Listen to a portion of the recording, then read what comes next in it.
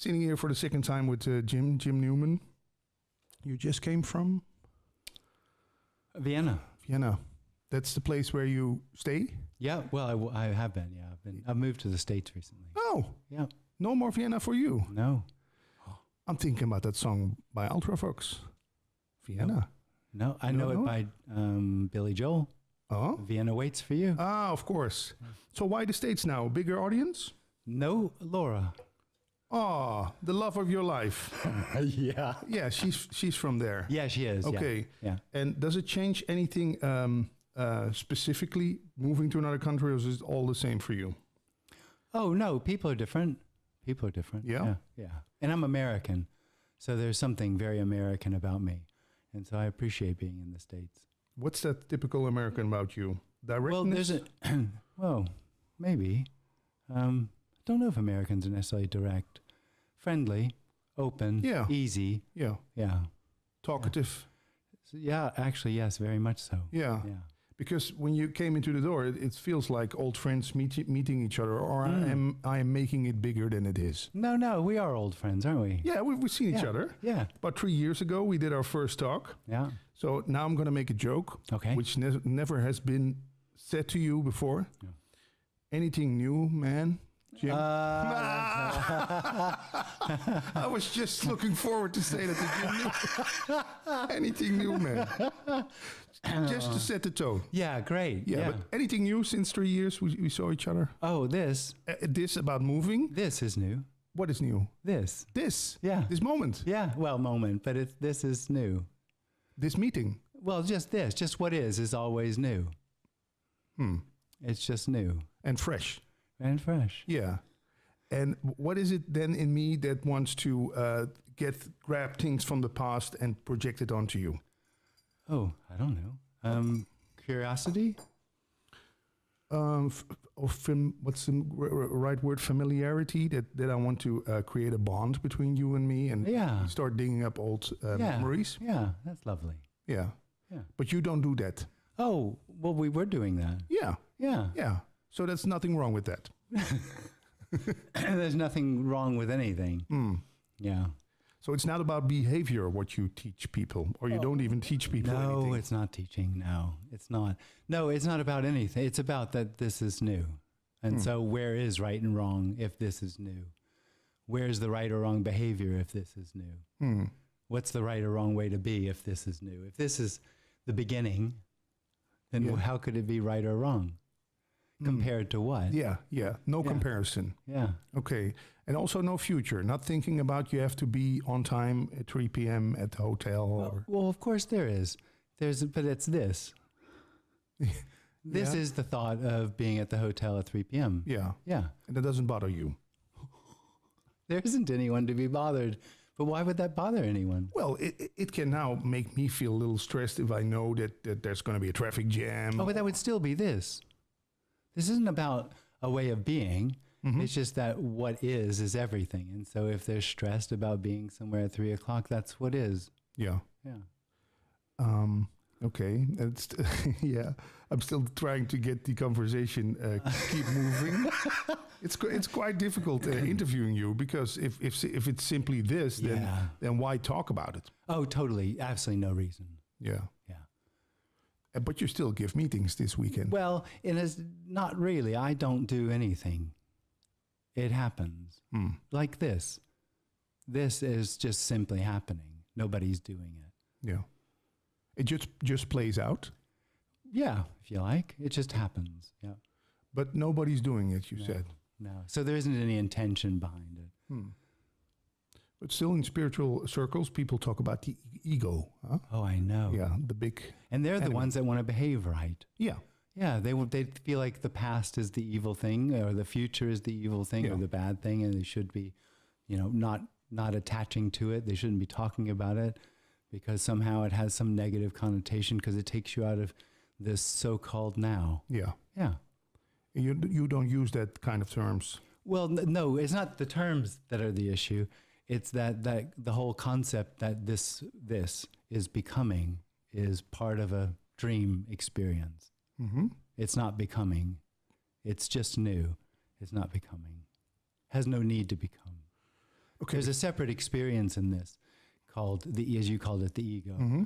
I use the word the title I am, which has the sense that this needs to become. And so it comes up with rules and ways of being to find what it feels like this should become, which is really just a dream world of trying to find what it feels this is missing. So it's not about becoming? No. Is it about growing? No. It's not about anything. Oh. No, this is free. Total and that's freedom. the end of it. Total freedom. Yeah, that's the end of it. Yeah. So it's not going to become free. Yeah. But that's what we used to. If I want to learn karate, I go to a karate master. Yeah. And he teaches me all the steps to become a karate master also. You don't give any teaching? No. Could we call it a sharing? You could, yeah. Yeah, but it doesn't mean anything also. No, I do call it sharing. I think it's a good term. Okay. Yeah. And how come? We did this interview 3-4 years ago, and people up to this day still react to it. It has been one of the most viewed interviews, but also really the most reacted to interview on the Non-Duality channel here over in the Netherlands. How come? Well, I think we've just covered how come. As we started out, you were talking about the past and the future and the ideas of what the right and the wrong ways of behaving. Mm-hmm. That's a very generally held experience that this is about becoming. The appearance is about becoming. Yeah. And what we're talking about, let's say the sharing, doesn't see that, doesn't see this as becoming. And that confronts a lot of the cherished beliefs that experience, the experience of I am, has about what this is. Yeah. And so that's why people react to it. It hasn't been negative too much. Also a lot of positivity. Yeah. If there was any negativity under the first interview, it was about the one asking the questions. Oh dear. Yeah, no problem. Because people say, he still doesn't get it. And and some people say, but it's just great that he's asked these questions because that is the mind who's trying to grasp it and stuff like that. Should we take some of the reactions under it? Maybe you can react to it. Here's someone saying, thanks, great talk. Oh, good, yeah. That's good. Yeah, it was a good talk. If these non-dualists are so unafraid of death, let's see them all do a charity tightrope walk across the Grand Canyon. Are you up for that? No. No. I'm pretty good with balance, but I don't know about... No. And it's not about not being afraid of death. No? It's not about that. I mean, that's not... Of course, the me has a sort of what would you call it, a hypersensitive need to protect itself. Yeah. Which is part of the illusory experience this is becoming. Mm-hmm. But it's not about that, if you're not afraid of dying, then why not throw yourself off a bridge? It's just a misunderstanding of what's being said. Okay. Yeah. Why are you laughing? Okay, let's see here. This message is so often misunderstood. It's just that's the only criticisms I actually hear about it. Recently, there was a video by, Boot at the Gas Pump. Yeah. About what we're talking about. Yeah. And I didn't listen to it, but I read the description of it. And there were 2 points they made. One is that this message is saying there's nothing for you to do. That's what they're saying. Mm-hmm. And the second one is it's nihilistic. Yeah. And those are both complete misunderstandings of what's being said. This message doesn't say there's nothing for you to do. It says there's no you. Yeah. It's a very different message. Yeah. But it's often misunderstood. And the second one about being nihilistic. Yeah. I mean, that's a complete misunderstanding that it's saying there is a you that has no hope. So for you, it would sound nihilistic. But that's misunderstanding because the message is there isn't one. Yeah. So why talk about a you who thinks it's nihilistic? It's in the same way that the reactions, because that experience of separation is so intrinsic to people's, to knowing I am, that there's no way, it just almost inevitably is misunderstood what being said, because the idea that there's no you is just unacceptable. It's just basically unacceptable. Yeah. For who? For the I am. Yeah. Yeah. Because of Maya, or this great trick that is there a dream force that wants us to think that we're separate? No. It's just an an illusory experience that arises out of a tension in the body. Tension. So not attention, but tension. Tension. Stress. Stress, yeah. Well, stress, it's a tension, it's a contraction in the body. It's a physical sensation out of which the I am arises. And that has the experience of being real and being a part of a process. Yeah. But nothing wrong with that. There's not, well, again, we're back to where we started. This is new, so there's no, how could anything, if this is new, so this is original. Yeah. This has never been before. Yeah. How could there be a right or wrong in it? Yeah, I can feel where you're pointing at.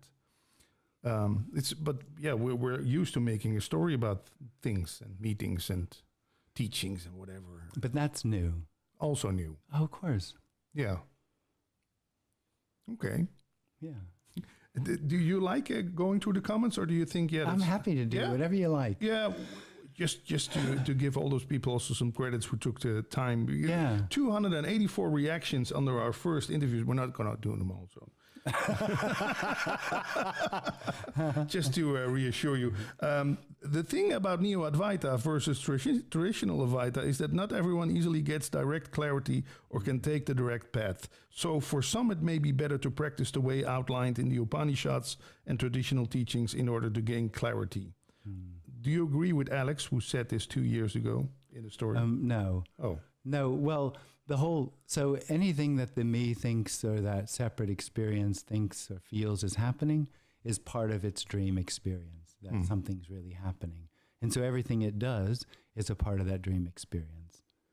So there's nothing right or wrong with it, but that dream experience is not separate from what is. So it can't lead to what is. Okay. So the idea that there's a path to get to what is, which is what Alex was saying, is just part of that separate illusory experience. So no action reaction. No. It seems like I ask a question and you give a reaction. Yeah. And that's what is. Yeah. Yeah. Let's see what the comment that gets the most thumbs up. Gym must be fun at parties. There is no party. Someone says. Yeah, again, another misunderstanding. Yeah. A lot of people like the interview. Doesn't this, you can say it's fresh and new, but doesn't it bore you always telling the same thing over and over and over? It's never been said before. It's truly fresh and new. People ask the same thing about the questions. Yeah. You always get the same question. Yeah. Isn't that boring? I've never had the same question. Because you forgot it? No? Yeah. I'm just imagining. No, because it's always new. Yeah. It truly is. Yeah. The question comes from someplace in that energy. It's an energy. A question is always sort of an energy, and that energy is always new. Yeah. Yeah. Because of the one who asks it. No, because it's just new. Because there isn't two things going on. There's just what is. Yeah. Yeah. Yeah, I heard that one before. No. No, I'm just teasing you. Is it just me who feels peace and a deep inner silence when watching Jim's video? Maddock asks 2 years ago, and then someone answers, understanding the transparent fabricated persona can often relax the body. Oh. Is that what is going on when we're listening to you? Sometimes understanding happens and it can be relaxing, but what's being shared isn't about understanding. That's still limited. Understanding this, yeah. What is it then, what is being shared? This. Yeah. We cannot give it any other names. Is it love? What is? Oh, you can call it unconditional love. You can call it freedom. But it's not a freedom for anyone. You'd have to say it's unrecognizable freedom, which of course doesn't really make sense. Yeah. It's just that it's not reflected. It's immediate. Not reflected, it's immediate. Yeah. And that immediacy is free. And does it last? Well, of course it doesn't last because there isn't any real time. But it is what is. So it doesn't last. That's the whole thing. Yeah. Yeah, but I can imagine if I come to you to see you we're going to give 3 talks in Amsterdam. Yeah. I'm going to see them all. I'm going to record them on a tape. I'm going to listen to it all day. Then it makes it lasting for me. Yeah, well, the idea would be that it would be lasting. Yeah. But it isn't about you getting something. It really is that there isn't a you. And there's no need in that sense. Seeking comes from an experience that something needs to happen, that this isn't new and complete as it is. Something needs to happen for this to be free. And so that energy then listens to a video 50 times because it's looking for something in it. Yeah. That seeking energy always misses what is by looking for something. It always makes what is something. So you don't recommend anything? Reading books, going to satsang, listening to your tapes, watching these interviews? No? Well, it's irrelevant. But it feels good. Oh, well, then why not? Yeah. Yeah. Some people listen to music. I listen to satsangs. Yeah, great. Or am I fooling myself then? No, because there's no me. But oh, no. That dream world lives in a world where it's in a part of a process. And that process, it hopes, is going to lead to what it's looking for. Yeah. Yeah. And so it's not, you fooling yourself isn't the right way. I think it's a little judgmental. But the experience of doing something to find what is, of course, can never lead to it because it is that already. Yeah. Yeah. And what happens more at meetings? I heard there's a lot of laughter. Yeah. Yeah. How come? Because you're such a funny man? Or yeah, well, that as well. That helps. Yeah, that helps. But I think there's a release, like, I don't know who said it, that there's a relaxation of the body, yeah, that comes into it. And that, allows an easiness. And there is a real humor, when it becomes obvious that seeking what is funny. The inability for the me to do anything about that can be sometimes really humorous. I don't know if the trap's the right word, but the situation the me finds itself in and looking for something that can't be found. It can be funny. Cosmic joke. Yeah, exactly. I've been in the audience with Tony Parsons about 10 years ago, and some people walked away angry. Oh. Yeah, they couldn't stand hearing this. Yeah. I can imagine maybe that happens with you also. It does. Yeah? Yeah. Do people get their money back? Of course not. Yeah, why would you? Yeah, totally. Yeah, they get angry. Yeah. You didn't send them away. No, I didn't offer anything. No. It was already on. It got a big sign at the front, nothing on offer. Yeah. Just kidding. I don't. Yeah. Yeah. You don't get anything. But that's the same when I go to a concert. I just go for the experience. I don't. Well, what we were talking about here is confrontational to what we said before, the experience that something needs to happen. Yeah. And nothing is going to happen. Nothing is ever really going to happen. There's nothing that ever really happens.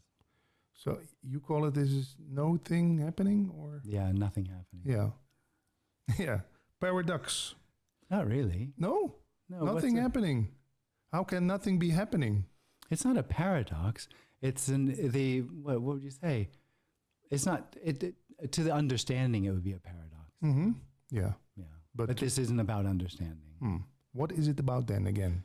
This being unconditional, new, unconditionally new. Yeah. That's what this is about. Always and ever. Well, there isn't actually an always and never. Okay. It's just this. Yeah. Okay.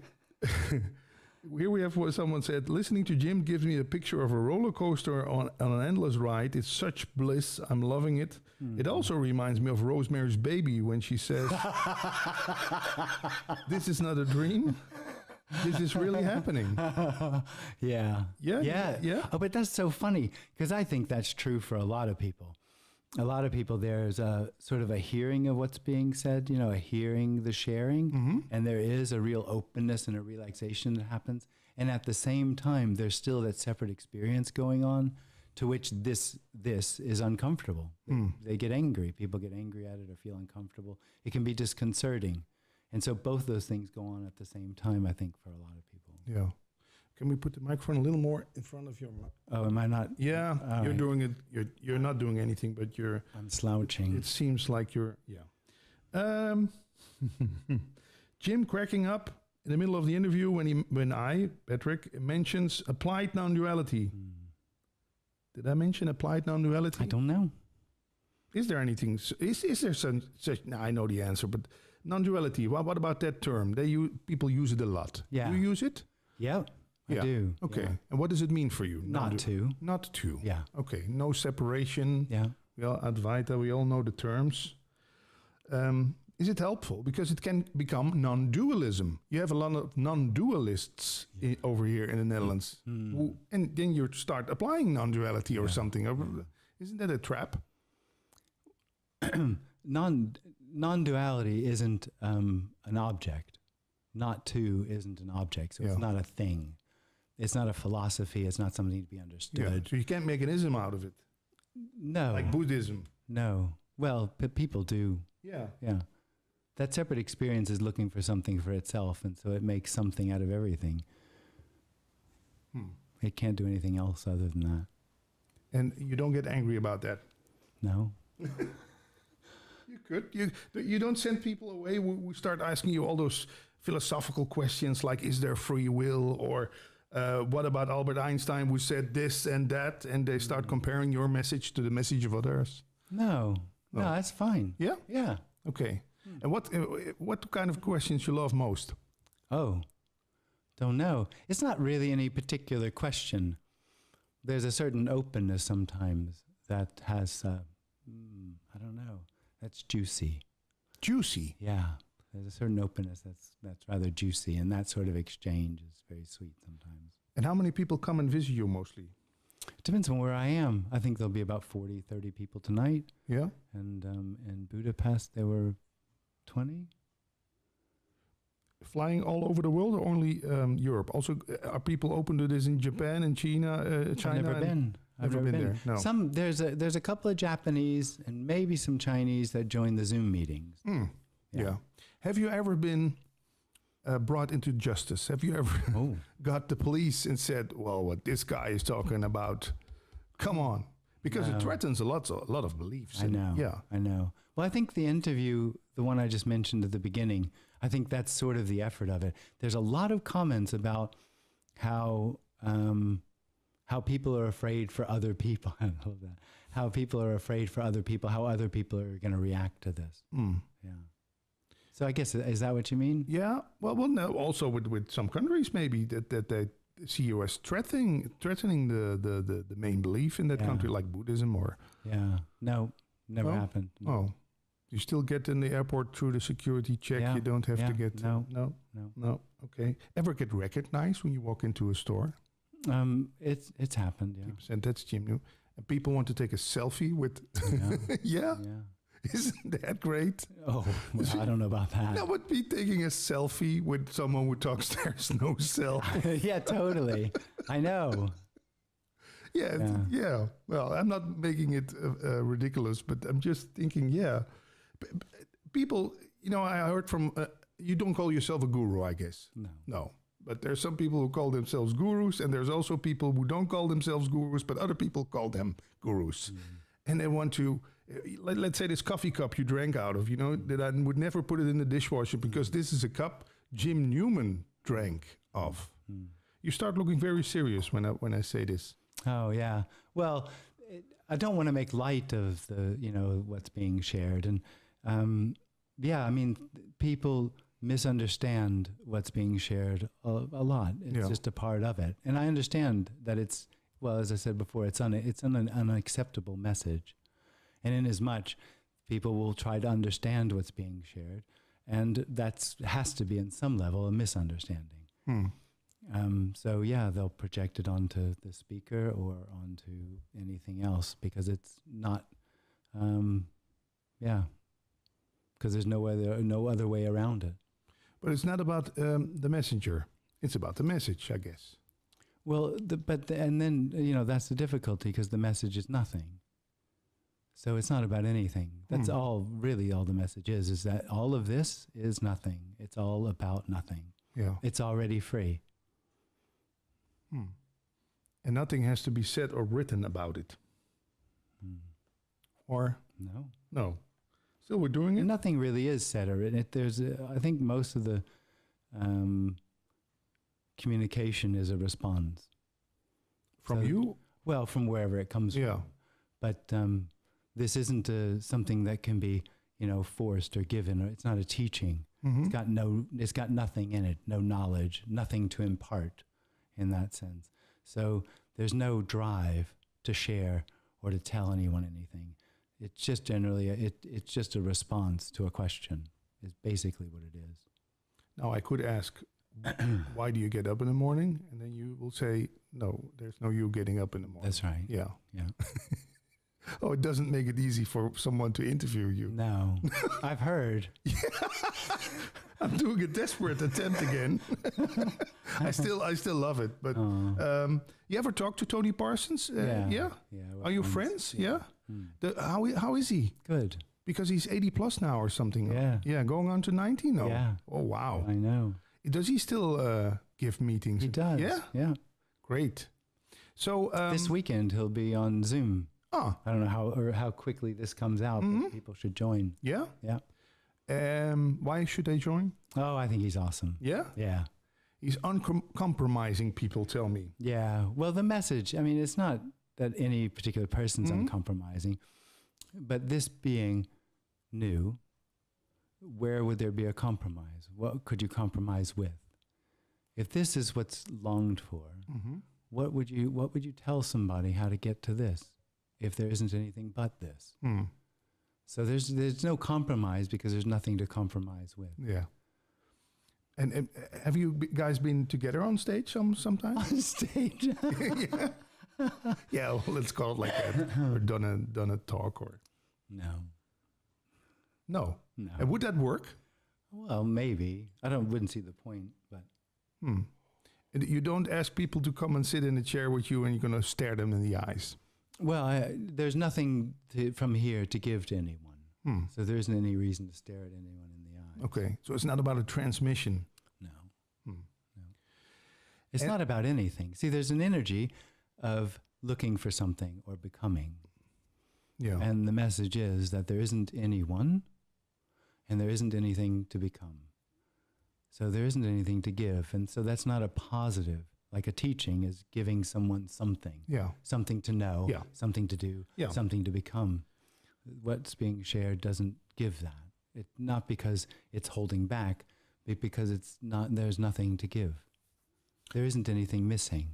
There isn't anything truly needed. Does it take anything away then? Oh, everything. Yeah. Yeah. So you... But it wasn't there anyway. Okay. It was just a dream. Yeah. And or a nightmare like in Rosemary's Baby. Yeah. Yeah. And for some people. Yeah. Well, I forgot the question.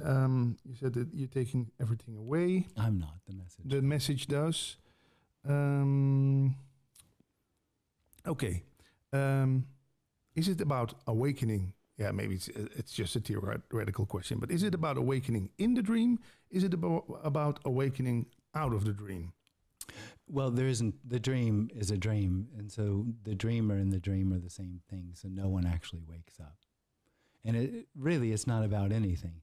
So what's obvious is there being a separate experience is equally as valueless as anything else. It's not better or worse for there to be a separate experience happening or the dream happening. So the message actually has no intention to change that. It's not interested in that in any way whatsoever, in changing what is. Yeah. So if it's heard and there is the end of that dream, then that's what happens. But what is hasn't become more what is or more free or more unconditional because something apparently happened. Still, I can imagine it's rewarding when you get an email from someone the next day and says, well, now, finally. I don't know about rewarding. I wouldn't say rewarding because there isn't any sense that this does it. But of course, there is and it's enthralling or exciting. Yeah. And is there any test? Yeah, there's a test. Yeah, what?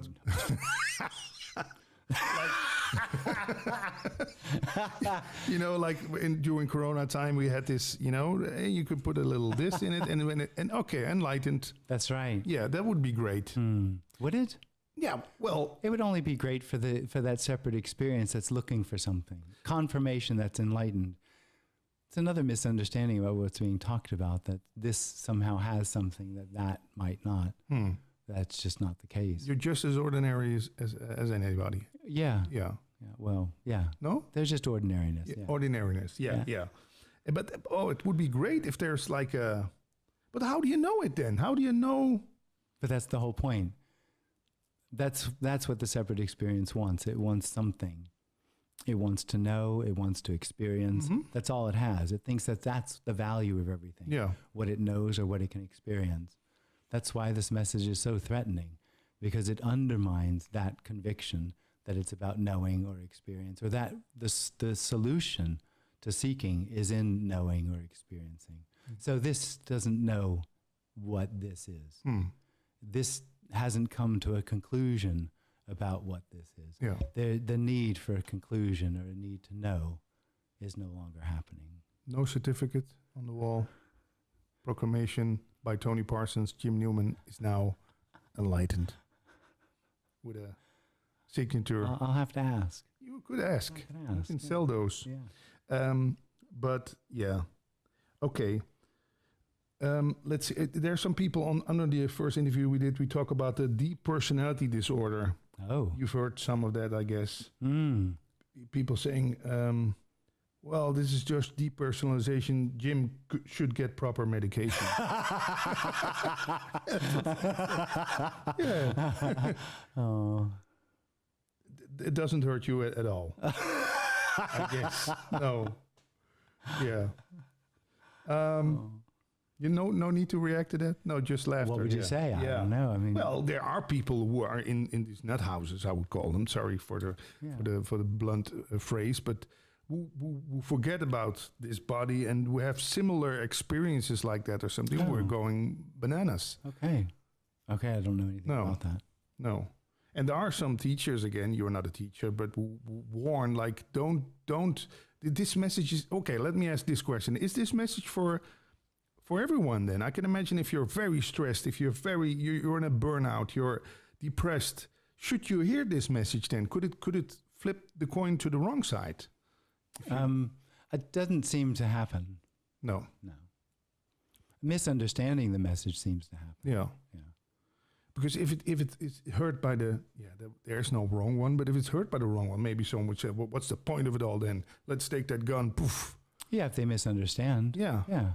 Isn't that a little dangerous for you if you think, ooh, well, I'm not going to talk to, because people can ring you up. That's what someone said under the interview. I just rang Jim up last night and now it's perfectly clear. Yeah. Well, there you go. Yeah, I believe. Yeah.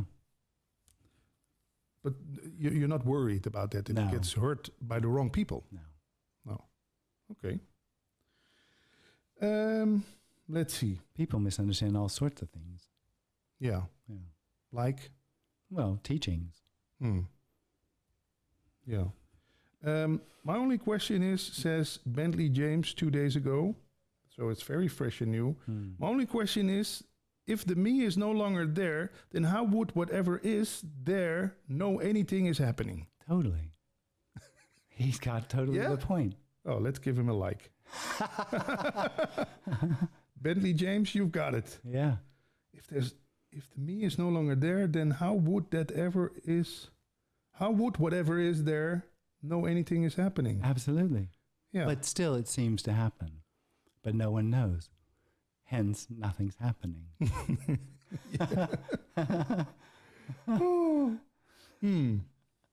Okay. The search is over, says Art. Oh, great. Yeah. So why do you exist? Anyone can expand to nothing, but we have to exist like you giving this teaching, says someone. Oh, that's not... Yeah. My second question is, why talk about what is not real if there is nothing to gain or nothing to prove or nothing to be or nothing to see? Yeah. Well, it's a response. Yeah. Yeah, because they're questions. Should I just cancel the comments under this new interview? What do you think about that? It doesn't matter to me. No? No, but I can imagine if you start reading all the comments and reacting again, you're in a mind game again. But a mind game, there's nothing right or wrong with a mind game. Yeah, so that's what it is. Mind game. You still, on the internet, you have the Advaita police. Oh. They come with big sirens, and they start correcting you. That's also happening. Oh, okay. I haven't met them yet. No, they never been. No. Never. No. Okay. So after Amsterdam, what's happening then? Nothing. Oh no, there's a meeting in a town in North Carolina called Asheville, Mm-hmm. and then Chicago, and then Mexico City. Wow. Mm-hmm. Are Mexicans open to this? Don't know. We've never been before. It's the first time. Somebody invited us. Oh, and there's a residential in May in Tennessee. What do you do during the residential? Same thing. Yeah? Yeah. Just sitting, Yeah. talking? Sit and talk. Yeah. No meditating? Why laughing? A residential. Yeah. You need to meditate. Right. No? Well, a meditation would have to do with getting somewhere. Some intention. Yeah. Yeah. So no practices? No. Well, how do you practice this? Well, the yoga. No, how do you practice what is? Well, that's impossible. Yeah. Yeah. And that's all that's being said, is all there is what is. Yeah. And the dream that it needs to become, or that something's missing in it, is not true. It's completely illusory. It's completely unreal. So, of course, there aren't any practices. So just a simple question. How many hours a night do you sleep, Jim? I don't sleep anymore. You know, once you're enlightened, you don't just Yeah. But there's some teachers who say, well, I sleep 3 hours. That's enough. Right. Yeah. You just 8 hours? It's ordinary. Yeah? Yeah. It's all very ordinary. Yeah. And what about the eyes? When you come in, you have beautiful blue eyes. I can say that because I have them also. Oh, right. Yeah. So can you just say it to a man? Yeah. Can you see? Stupid question, but I'm going to ask it anyway. Sometimes with those who talk about this, they have very fierce eyes, like something's shining through it. Okay. Was there a difference, or have you, when you see a picture of you 20 years ago, are they still the same bright eyes, like Art Garfunkel? I imagine. Yeah. I still can imagine that your loved ones or your loved one fell for you because of maybe that, or maybe it could be, or would it be your humor? Maybe. Yeah. Yeah. That's supposed to be very important. Humor? Yeah. Yeah. Yeah. In relationships. Okay. I read that somewhere. Oh, that's great. Well, I can remember that because I've been single since beginning of this year. But still, for me, it feels like if I'm complete in myself, why bother looking for another girlfriend? Any response to that? Oh, okay. So that's the way it is there. Yeah, sure. But, you know, I used to think that something outside of me would complete me, like a girlfriend, like that beautiful new car, the new iPhone. But for me, it's like all, falling away. I'm thinking, well, why should I? Why should I buy that new fancy watch? Or could that be a mind trap that I'm in? Or the separate experience is always looking for something. Yeah. It can't help that. And it doesn't have any real choice except to look for a better experience or some sort of knowledge. Yeah. And so that's what it does. And if it's frustrated in that, then it might go for knowing it doesn't need anything anymore, or knowing it doesn't want anything anymore. But it's always in the same circle of knowing and getting. Yeah. But didn't those kind of things fall away for you, like status? Oh, completely. Yeah. Oh, I don't know. No? Status. Yeah. I mean, status. Well, the whole structure of needing to know, of the idea or experience of becoming, just dissolved.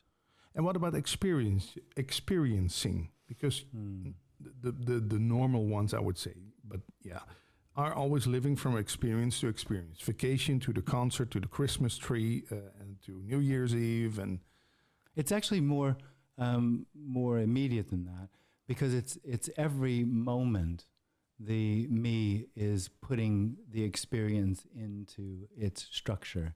It's constantly looking for meaning and purpose in everything that happens. Yeah. So it's from waking up to going to bed, everything that's happening. And of course, it tries to fill the day with good experiences to feel fulfilled. It lives from one satisfaction to the next. But in the end, what's longed for is fulfillment, which is a completely different thing.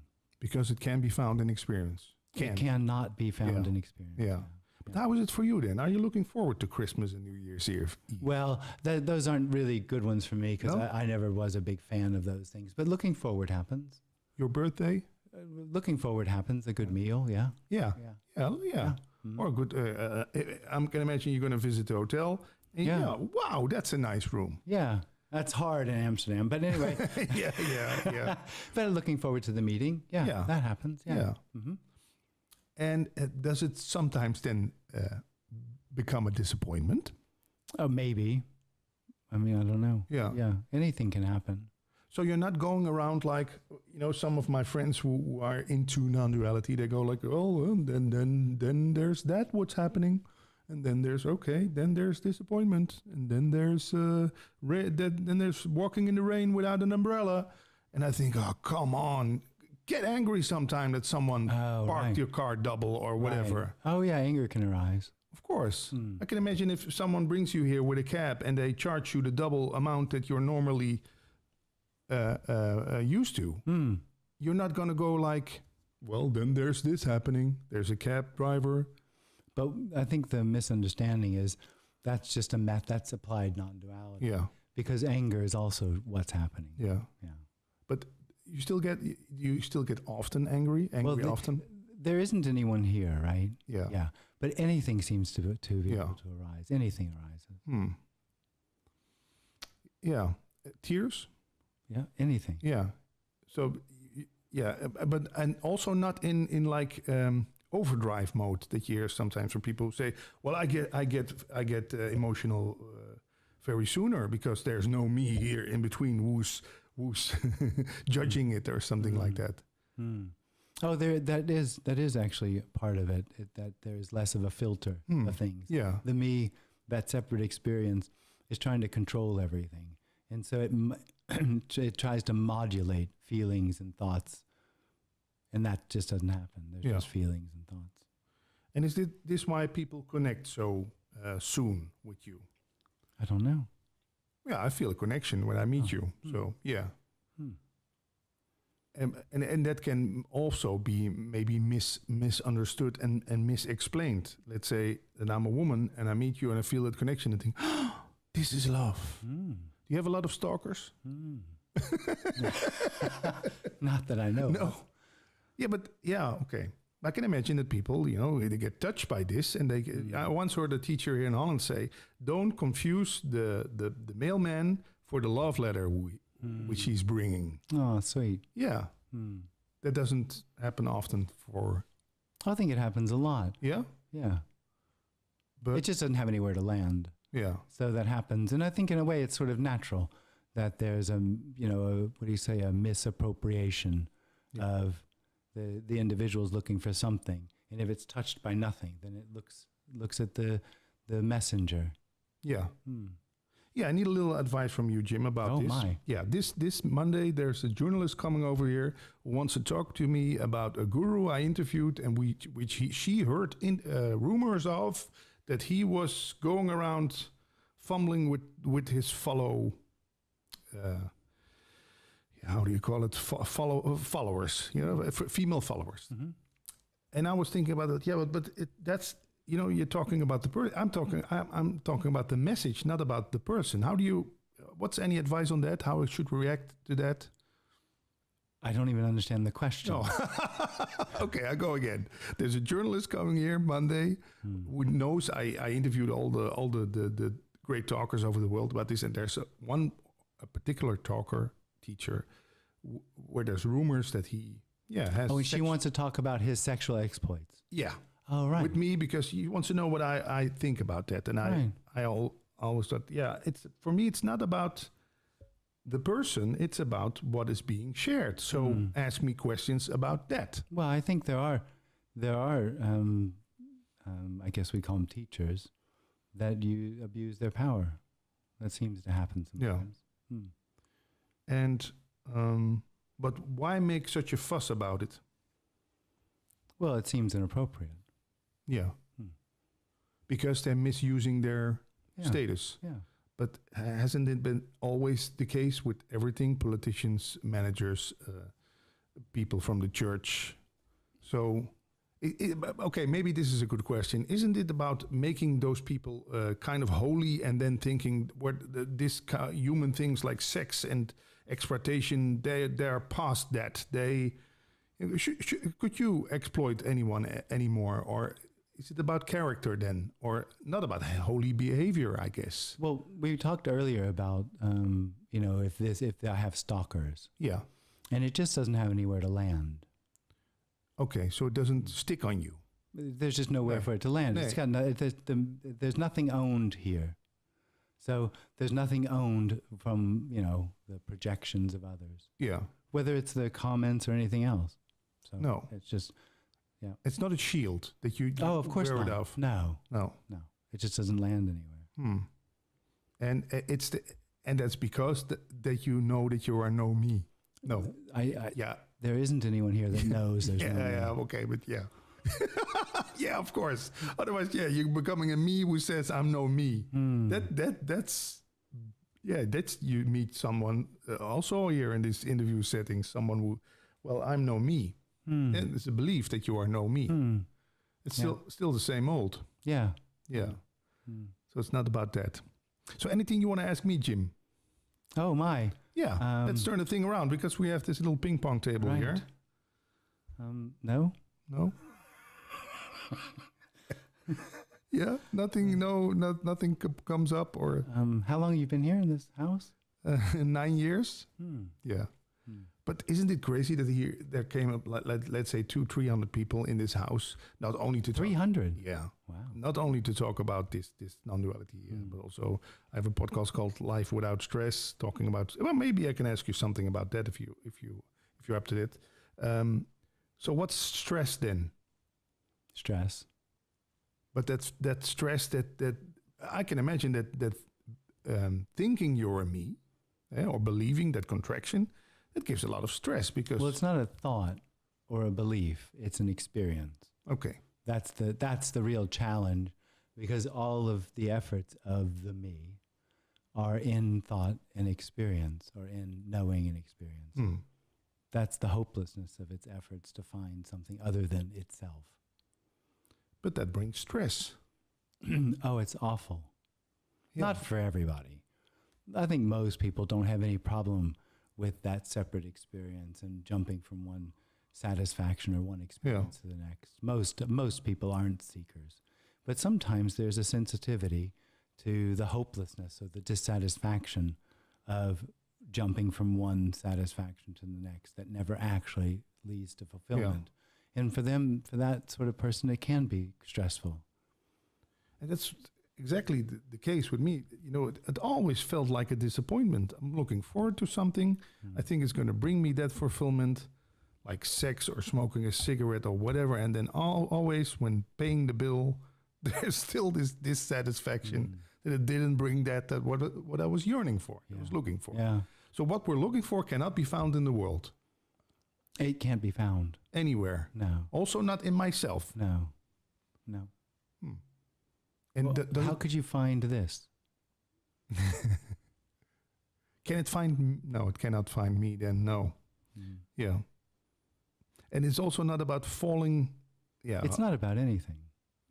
It's that this is already whole. Yeah. It's already fulfilled. It's actually the experience of looking for satisfaction that hides this as fulfillment. Yeah. So final question. Any movies who touch on this subject you enjoyed? I know The Matrix touches on... That's the one, huh? Yeah. I mean, all movies, everything sort of goes to the side of it.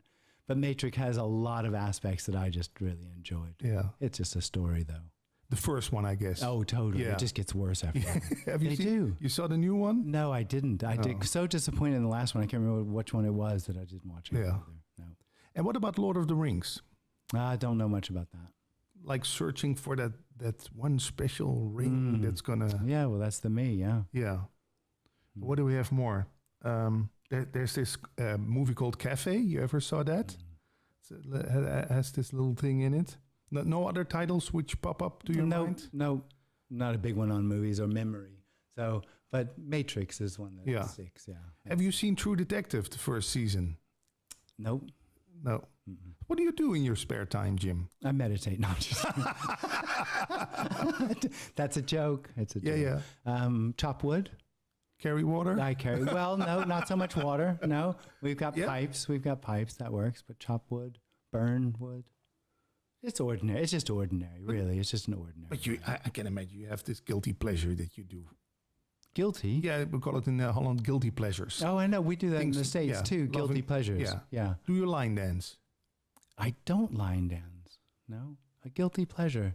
At the moment, there don't seem to be any guilty pleasures. No, I don't feel guilty about anything. Great. But how do you fill your time? Well, time gets filled. There's no time. Yeah, I know, but still you have to do something. Do you bake pancakes all day? What about? Oh, I cook. You cook? I cook a lot. You're a good cook. I cook for her. Yeah? For the love of your life. Yeah. But no, like, yeah, I can imagine America is the country of all possibilities, and you can start anything, be anything. Okay, maybe I can ask you this, if you want to go into that. When I say, let's say 20 years ago, when you said America, everybody said, oh, I would love to be there, love to go there. And now when you say America, people look a little, that's a country that's divided. Does that have any influence on you? Day to day, you know, the birds are singing and the trees are growing and the grass is green. Yeah, that's it. Yeah. You don't follow the news and think, oh, what about... I do. Of course I watch the news. And not afraid, let's say Trump gets elected again, what's going to happen to our country? No, I can't say that doesn't really, no, not really. No? No. It's more of a show. You see it like a show, yeah.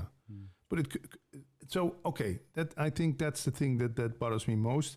When I watch the news, I get afraid because I think, well, what about if China gets into, what's it called again, Taiwan? And then the Americans gonna, and this and that, and the Russians this, and turn off the TV. It makes me afraid when I hear all those news things. Well, fear for that separate experience is a constant companion. And really, it's just about the fear of death. Yeah. That someone's going to throw a bomb on me. Yeah. Yeah. And that's a way for you. You don't feel afraid when watching the news. No. No? No. You just see it as pictures on a screen. Well, there isn't anyone watching this. Yeah, okay. If someone was watching it, then that someone would get afraid. Then someone would get afraid. It's interesting, death, because the individual always thinks that death is in the future. Death is never in the future. No. When is it then? Well, when you're dying, it's now. Yeah. So there's nothing to be afraid of. No, well, there's no one to be afraid. Yeah. There's no one to be afraid. That's it. Yeah. It's good that you make that difference still. Okay. Anyone you want to say? Anyone you want to say hello to? You have the chance now for this millions of audience. Anyone? Maybe any show you want to be on? You've been on Buddha at the gas pump. No. You don't want to be on it. Well, the new. I don't think he. I don't know the guy's name, but I think he doesn't like the message. The Neo-Advaita. Yeah. Hey, do you call it yourself Neo-Advaita or? That's actually a derogatory term. What's that? Derogatory? Yeah. Yeah. I think it's an undermining term. I don't think it's very positive. Flattering. Yeah. Yeah. Still, it points to people like you, Tony Parsons, and Andreas Müller. Yeah. How would you call it? Non-compromising something? Just not to. Not to. Yeah. Yeah. It's just a message of not to. Let's see my notes if I forgot something. Oh, this I want to tell you. When you go to your website, it's simply -this.com. That's right. But when you visit it without the www dot in front of it, it doesn't work. Oh. So that's I wanted to tell you. I don't do if you have a webmaster who can fix that. Oh. That would be nice because Jim's website is not working. Oh. It doesn't work without the www. Okay. You're going to Amsterdam right now. Yeah. Do a talk. There's still it's not going to be online for this evening, but maybe this weekend. There are talks this Friday evening. And then Saturday and Sunday in the afternoon? Yeah, exactly. From how late? 2 to 6. And it's at the Roos? Yeah, exactly. Yeah, that's near the Vondelpark. That's right. And you're staying there. Yeah. I'm going to bring you there. Great. Okay, a hand or a box? Oh, yeah. A hand or a box? Box. Oh. Yeah, we used to do this in Corona time. Yeah, okay. Thanks again. You want to add anything? No, thanks. Okay. Appreciate it. And did you enjoy it as much as the first interview? Just be honest. Yeah, it was all right. Yeah. yeah. What else to say? Okay, there's a first interview where I was a little more on fire, but yeah, that's right. Yeah. You could say, well, how come maybe then? What do you think? Well, it didn't seem like you took it as seriously this time. Oh, it was a lot more personal It wasn't so much on the message. It had a lot of story in it. Yeah. Yeah. And does that bother you? No. Well, I think it can be a little misleading to sort of mix it all up like that. With personal things. Yeah. Yeah. Yeah.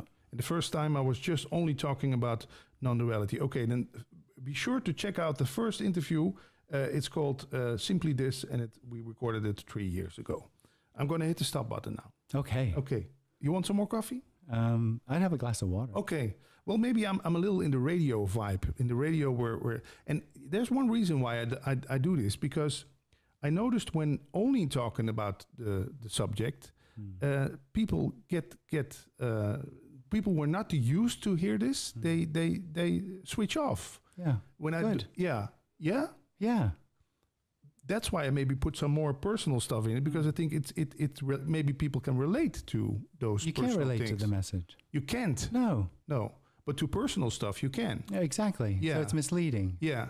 So it takes away the direct. It doesn't necessarily take away. It's just not as direct. I think it's misleading because the message isn't relatable. Yeah. And it's not about understanding it or making it personal. Yeah. It actually has nothing to do with the individual at all. Yeah. It doesn't even recognize one. Yeah.